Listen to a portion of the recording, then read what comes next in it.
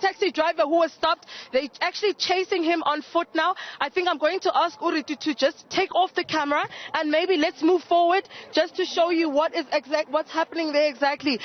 We can see right here, Mpo, as you can see, the taxi driver is running off. He actually parked his taxi as he was stopped in one of the roadblocks here by Grasmere Toll Gate Plaza. Now we have police officers and traffic officers chasing after him, Mpo, trying to get him. He actually just abandoned his taxi. He got off and he ran on foot. As you can see right there, there's a crowd of police officers. They've even gone over into the private property there. Let's just cross the street here quickly, just to get through for you so we can show you the visuals. Now, Mpo, this is showing you the effect that these roadblocks are having on the South African roads. So my guess is he was not expecting the roadblock of this magnitude here at the toll gate. Now you can see police officers getting into one of the cars, chasing him.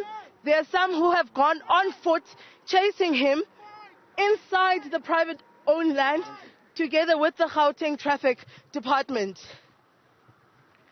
Wow, these officers' fitness levels are being tested and here. And there they are now trying to get him. There he is, that side. He's actually just crossed the road.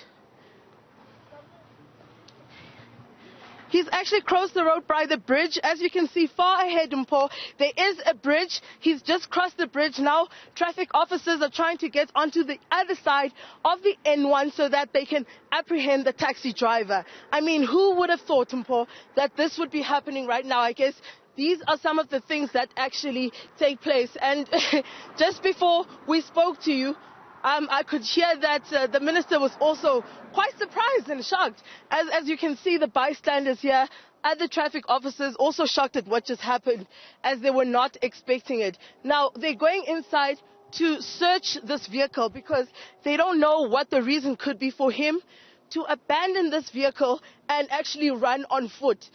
So they stopped him.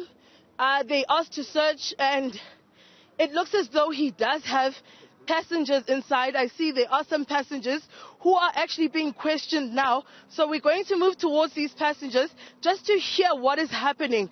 I also see that the minister is there trying to talk to the passengers to find out what happened. What made this man leave this vehicle and run on foot? But it looks as though they've actually caught him. They have apprehended him. They're going to bring him in.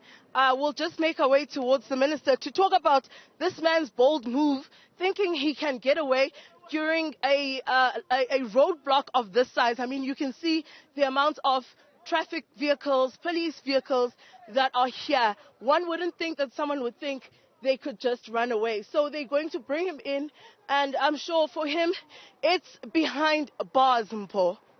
Now, Sipho, we know that as the minister was speaking this morning, several people have already been arrested in this operation this morning. That's true. That is correct. Now, let's speak to the minister. Minister, of course, a part of your briefing, you told us about some of the arrests that have been made. You have +1 now. This bold move made by this taxi driver. Tell us about that. Have we been seeing a lot of these on these roadblocks?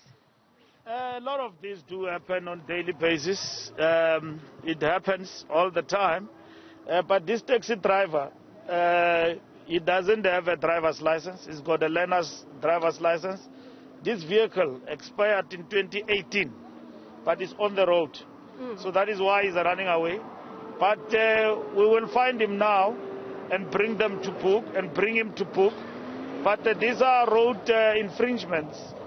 And that actually occur on our roads, and the passengers don't know that this guy is illegal behind the wheel. They think that is legit. But this is the kind of guy who will drive them to death. And then because he's driving an unroadworthy vehicle, and at the same time, that is why law enforcement is important. And even during the times of the lockdown and so on, you still have got all of this, and there are many, and all of that. So our laws must bite. But for what he has done, he has basically called himself that besides the road traffic laws, evading the law is a serious crime. And he must be charged with that because he's running away from the law and to explain himself, and at the same time running away from law enforcement. So he has basically called the problem to himself, and for that he must face the full wrath of the law. Now, Minister, you've just mentioned, of course, saying that these are the kind of examples that lead to death.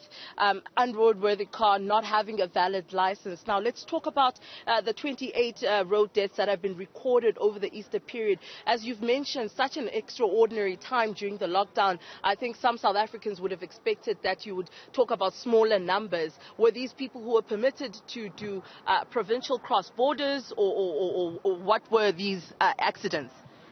You've got the fatalities that we have broken them down province by province, but majority of these deaths are pedestrians, people who are just walking. As you can see, that pedestrians increase the number of fatalities during Easter and at the same time festive season holidays.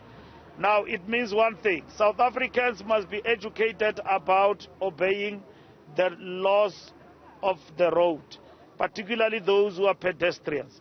But equally, motorists must do the same. So some will be charged for culpable homicide, but over and above that, we've got to ensure that pedestrians also obey the laws of the road. So that is the majority of these accidents, the account we basically have. But what it says also to us is that the majority of our people have followed the law, and then are law-abiding citizens, and I'm quite elated about that, because